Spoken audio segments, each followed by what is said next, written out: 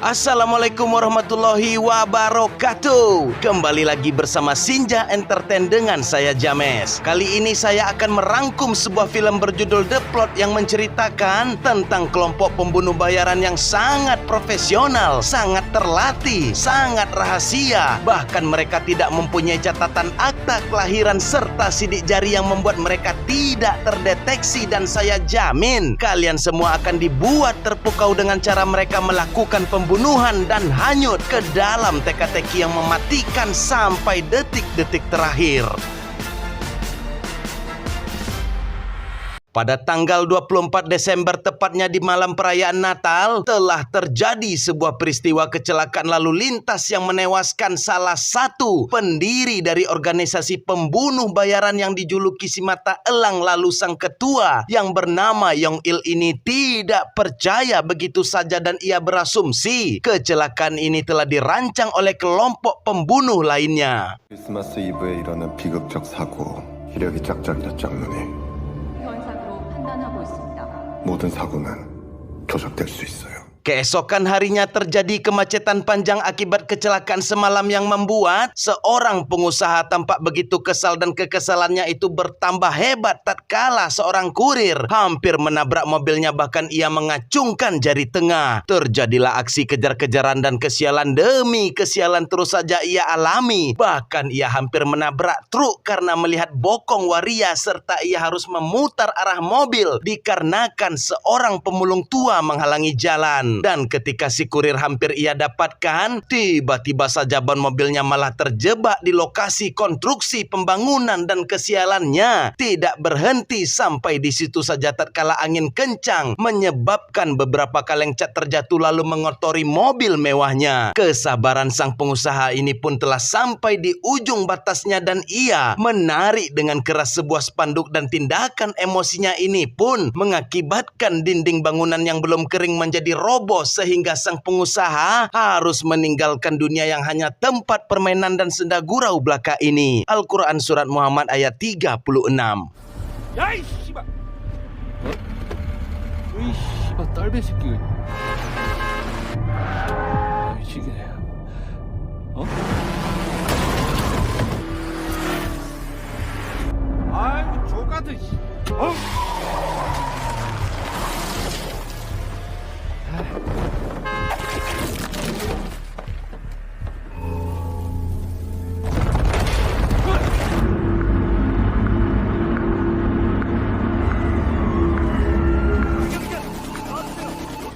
심정 좋았어.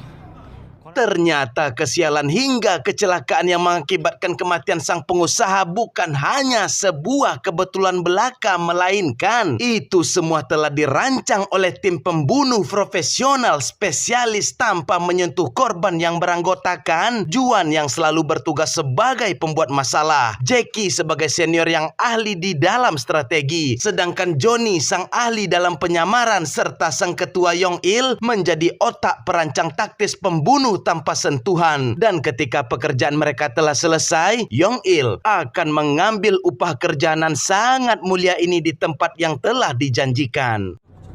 해산.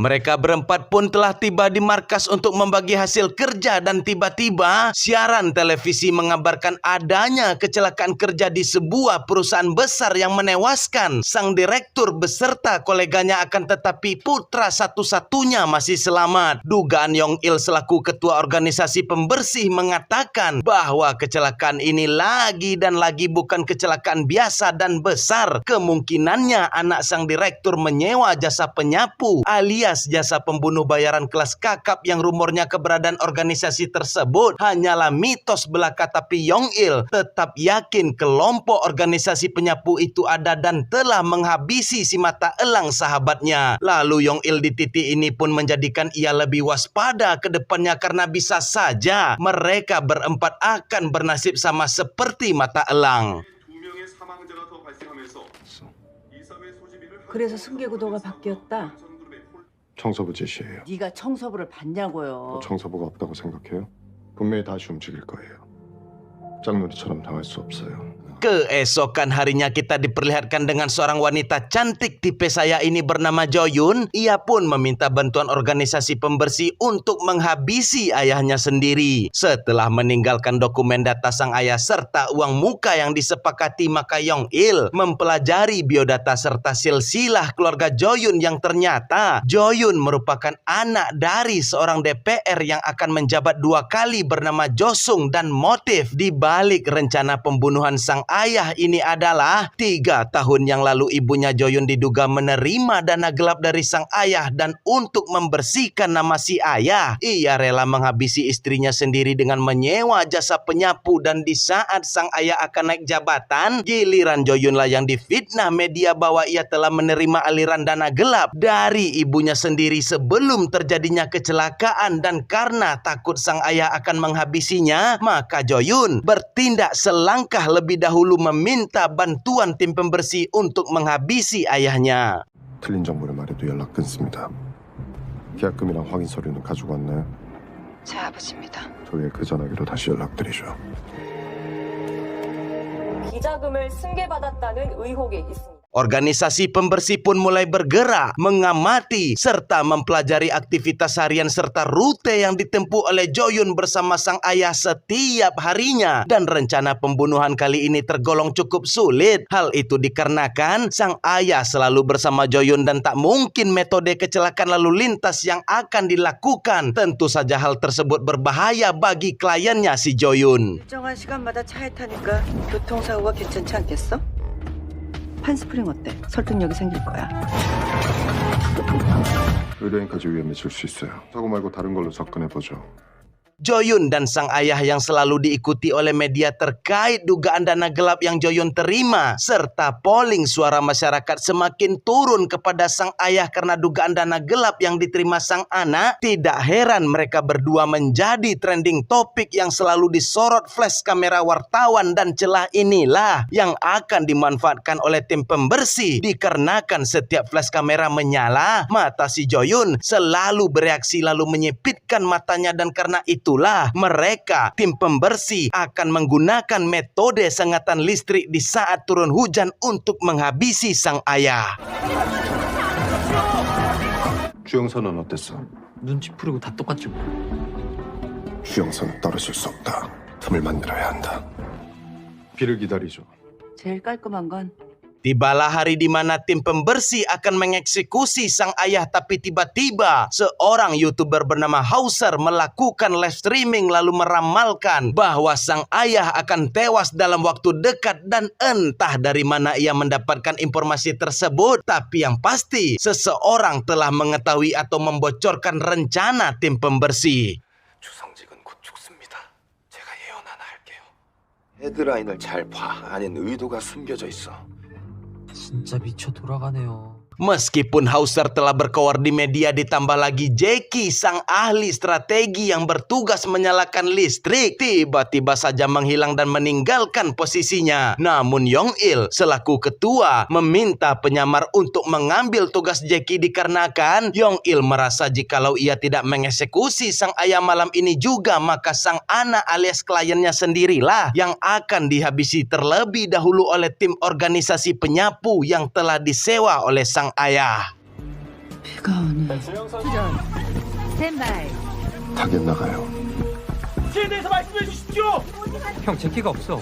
뭐? 계속 진행한다. 지금이야.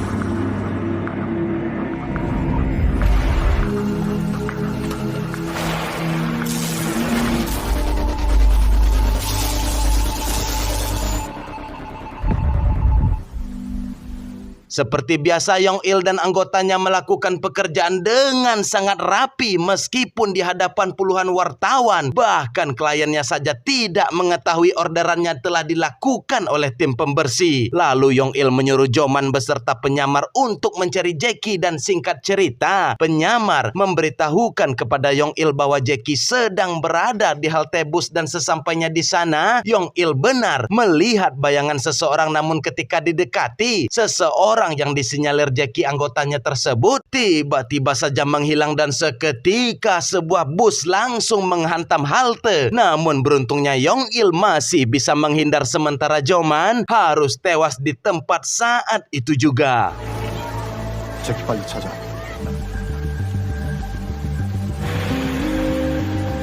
계속 찾아.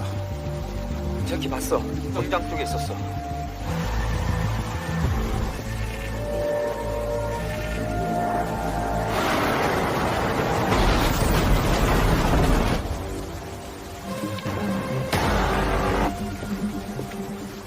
뭐 사고 봤죠?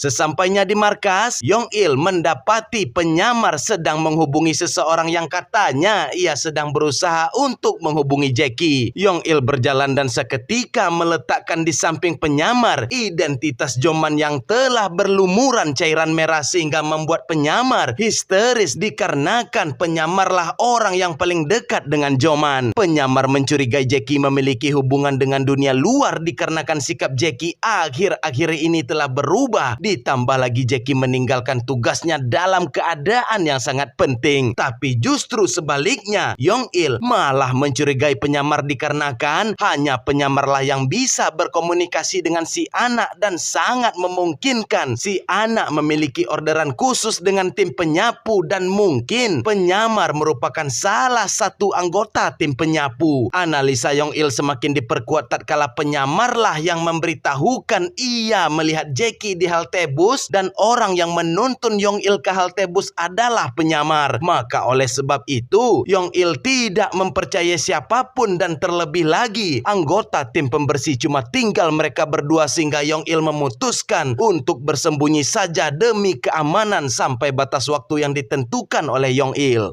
아무도 믿을 수 없다. 당분간 숨어 있자. 그게 낫겠다. Keesokan harinya si anak didatangi oleh inspektur bernama Yang untuk meminta konfirmasi penjelasan detail kematian sang ayah. Lalu sang inspektur secara tidak langsung menyinggung si anak dengan mengatakan 5 hari sebelum ayah Anda tersengat listrik, ayah Anda mempunyai polis asuransi sebesar 20 miliar dan ternyata telah mengalihkannya atas nama Anda dalam 5 hari saja. Tentunya tindakan klise ini akan memancing berbagai motif yang mengarah pada pembunuhan. 사고조사과 양경진경이라고 합니다. 생명보험에 가입을 하셨더라고요. 주영선 씨로 돌렸더라고요. 이유가 뭘까요? 그럼 가보겠습니다. Meskipun telah membereskan permintaan klien, Yong Il saat ini berbalik arah mengintai kliennya sendiri dikarenakan sang klien alias si anak dikhawatirkan memakai jasa tim penyapu untuk menghabisi tim pembersih dan Yong Il mengharapkan dari hasil pengintaiannya ini ia dapat mengetahui wajah tim penyapu agar Yong Il bisa bergerak terlebih dahulu.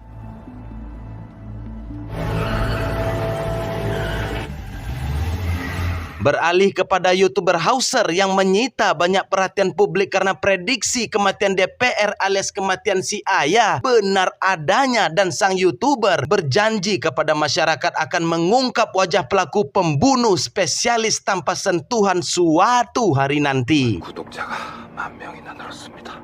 현직 신임 검찰총장 후보가 일어난 누전으로 추정되고 있습니다. 딱 하나야. Yong Il yang masih dalam pengintaiannya ini pun terkejut tatkala mendapati Jackie tengah berduka di hadapan foto almarhum si ayah. Yong Il mendekati Jackie dari belakang dan seketika Jackie memeluk Yong Il dan beranggapan jikalau Yong Il merupakan si mata elang yang telah tewas. Jackie terus bergumam dan melepas rindunya kepada mata elang sembari menceritakan jikalau otaknya telah hancur dalam 1 tahun belakangan ini dan Jackie terus-menerus mengonsumsi obat-obatan hingga ia menderita hilang ingatan. Sadar Jackie bukanlah pengkhianat di dalam organisasi tim pembersih, maka Yong Il merasa bersalah karena kurang peka terhadap penyakit yang diderita Jackie selama ini. 때려서 머리가 망가졌나 봐. 정말이야, 나 안 아파. 알츠하이머. Kembali melakukan pengintaian, si anak tampak memasuki kantor asuransi yang diwariskan oleh sang ayah. Petugas asuransi yang bernama James ini tampak ia pun memberikan sebuah dokumen, namun ditolak oleh sang anak yang membuat Yong Il berasumsi bahwa urusan di antara mereka belum menemui kesepakatan. Dan sesaat kemudian masuklah wajah yang tak asing bagi Yong Il, yaitu putra dari almarhum direktur perusahaan yang diberitakan tewas tempo hari. Tapi ia juga menemui James, sehingga tak mungkin rasanya James hanya petugas asuransi biasa. Maka Yong Il menyelinap masuk ke kantor James, memasang penyadap serta melakukan pengecekan beberapa dokumen, dan hasilnya adalah ditemukan data-data seorang jurnalis wanita yang kemungkinan ia merupakan target berikutnya. Dan ditambah lagi, Yong Il menemukan catatan tanggal kematian si ayah di papan tulis, dan oleh sebab itulah Yong Il menyimpulkan bahwa James merupakan organisasi tim penyapu yang jauh lebih profesional dibanding dirinya. 아직 일이 끝나지 않은 건가?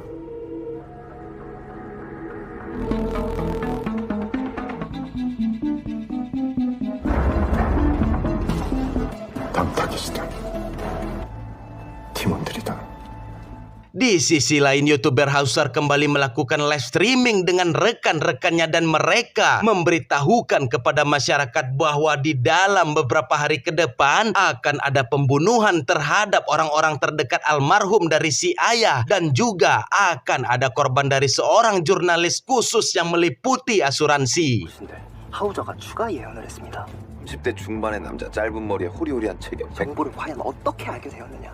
그 언론인들까지가 이제 타겟이다. 사진이 있다고 합니다. 이런 기사를 팠던 기자 새끼들까지 2명 이상 팀으로 다니는 걸 추측합니다. 우리들 사이에 숨어 있습니다. 감쪽같이. Keesokan harinya si anak kembali mendatangi kantor James, dan kali ini ia setuju dengan dokumen yang James berikan. Dan sesaat kemudian detektif yang juga mendatangi James untuk meminta alasan mengapa si ayah mengubah penerima asuransi sebelum 5 hari kematiannya, dan James menolak untuk memberikan informasi tanpa adanya surat perintah dari kepolisian. Yong Il dari kejauhan berbekal penyadap yang telah ia pasang, ia dapat mengetahui percakapan James dengan seseorang yang mencurigakan, dan intinya James akan melakukan apapun untuk targetnya kali ini. Dan dari percakapan tersebut, Yong Il semakin yakin dan semakin dekat dengan James yang merupakan ketua dari organisasi tim penyapu.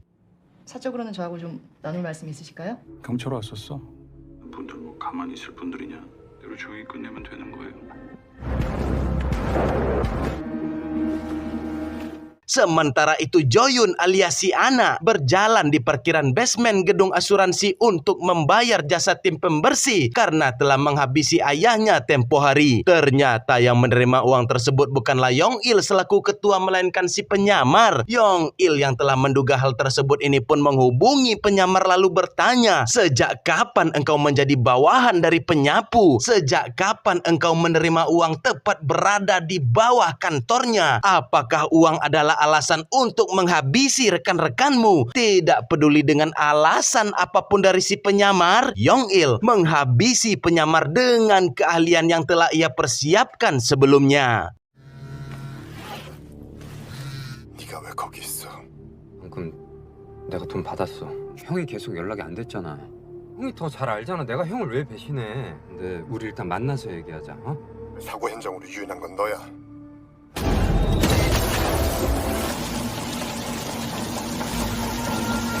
Yong Il yang telah keluar dari gedung asuransi pun sontak dibuat terkejut melihat si anak yang terjun dari atas gedung dan belum diketahui apa penyebabnya. Tapi yang pasti ketika Yong Il menatap ke atas dan ia mendapati James sedang menghubungi seseorang, dan sesaat kemudian handphone Yong Il juga berdering dan panggilan itu berasal dari Jackie yang butuh bantuan. Hal tersebut tentu saja dikarenakan Jackie sedang berada di dalam ancaman bahaya besar.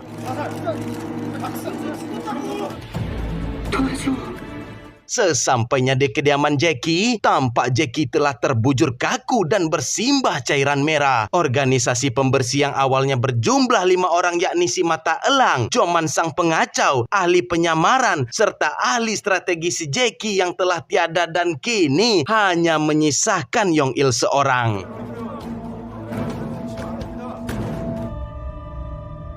어머니 건물에서 낙상했다고 내가 얘기했잖아요.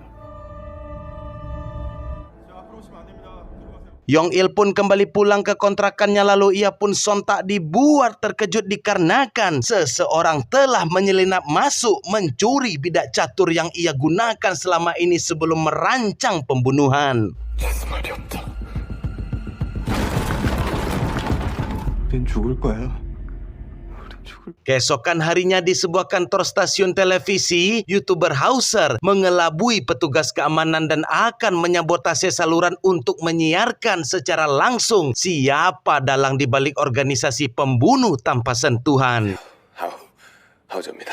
저 하우저 TV의 영광스러운 날이 될 겁니다. 장 놀랄 일이 벌어질 겁니다. Sementara itu di luar gedung Yong Il yang telah bersiap dengan rencananya untuk menghabisi James, tiba-tiba ia dikejutkan dengan kedatangan sang jurnalis yang ternyata wanita ini bukanlah target dari si James tapi merupakan tunangan James itu sendiri. Dan kedua lelaki yang ditemui James tempo hari bukanlah anggota tim penyapu, melainkan mereka berdua adalah calon mertua dari James. Ditambah lagi siaran televisi yang mengabarkan si anak melakukan bundir telah menyumbangkan seluruh hartanya kepada panti asuhan dan James adalah orang yang ditunjuk sebagai pengurusnya. Lalu tiba-tiba di saat yang bersamaan, YouTuber Hauser telah menunjukkan wajah dari ketua pembunuh tanpa sentuhan yang tak lain adalah Yong Il itu sendiri. Disinilah Yong Il tersadar bahwa dirinya telah salah selama ini karena tak pernah mempercayai siapapun, dan karena sebab itulah Yong Il berusaha untuk membatalkan rancangan sadis yang telah ia tujukan kepada James. 미팅 중이니까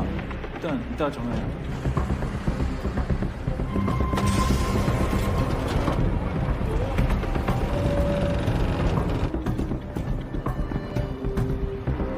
이제 온 세상 사람들이 네 얼굴을 알게 될 거야. 보이지? 그리고 영선이 죽던 날, 이 새끼 이제 네가 도망칠 차례야. 아빠! 보이는 것만 믿으니까. 야, 믿으려고 하지도 않잖아. 아니야? 멈추는 게 낫지 않겠어? 이거 사고 맞죠? 그게 우리가 만든 세상이겠지. 내가 전만이를 왜 죽여? 장소도가 아니다.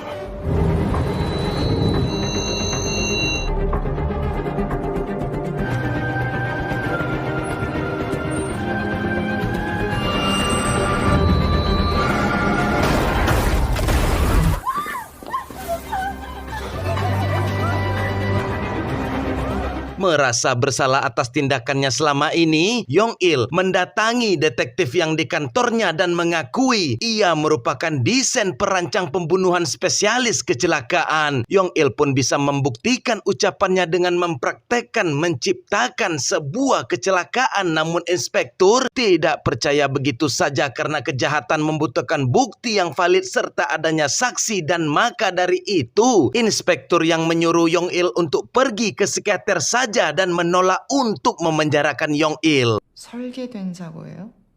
제가 재현할 수 있습니다. 내가 이런 말을 다 듣네? 정신과 치료를 받으세요. 청소부가 있다고 생각해요?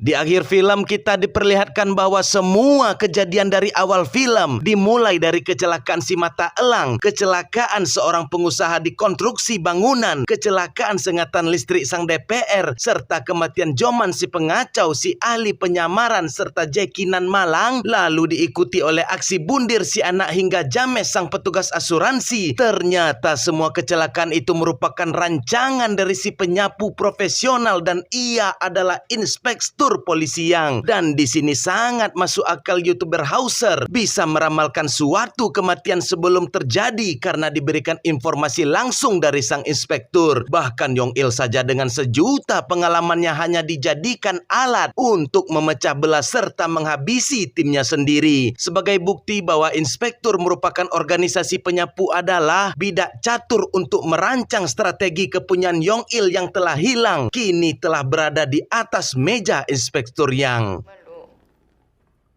청소부가 있다고 생각해요? 4명이 그 자리에서 사망했습니다. 차에서 일하는 약혼자와 함께 길을 건 빌딩의 화재 경보기 오작동으로 신임 검찰총장 후보가 Kembali kepada Yong Il yang tengah berjalan di keramaian kota. Ia dipastikan tewas akibat kecelakaan lalu lintas yang telah dirancang sang inspektur. Akan tetapi hal tersebut tidak ditampilkan dan hanya diberitahukan lewat berita.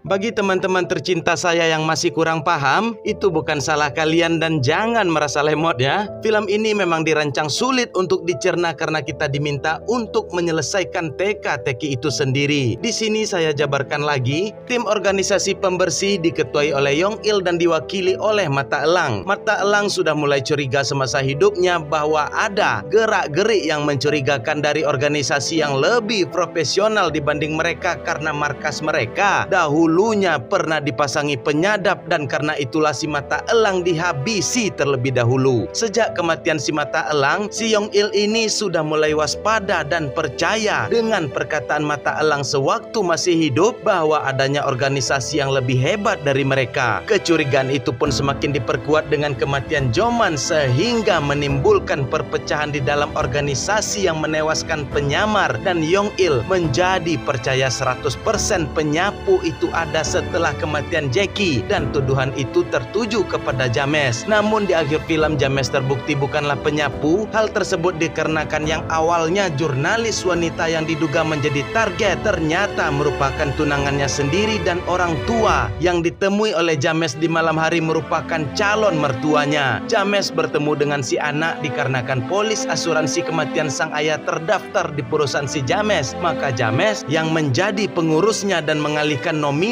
seluruhnya kepada panti asuhan. Alasan si anak yang memilih untuk mengakhiri hidupnya adalah ia bertujuan membersihkan nama keluarganya yang dianggap gila uang dan kematiannya tidak meninggalkan uang sepeser pun. Jadi fitnah yang ditujukan kepada keluarganya selama ini yang gila uang itu hilang dengan seketika. Dan opini saya pribadi pada film ini adalah Yong Il menjalani profesi yang membutuhkan kepercayaan penuh kepada seluruh anggota dan dengan merusak serta menghancurkan kepercayaan pemimpin, maka sang penyapu bisa menghabisi organisasi pembersih dari dalam. Dan sampai di akhir film belum diketahui motif dari penyapu apa tujuannya, tapi saya yakin The Plot 2 akan ada penjelasannya.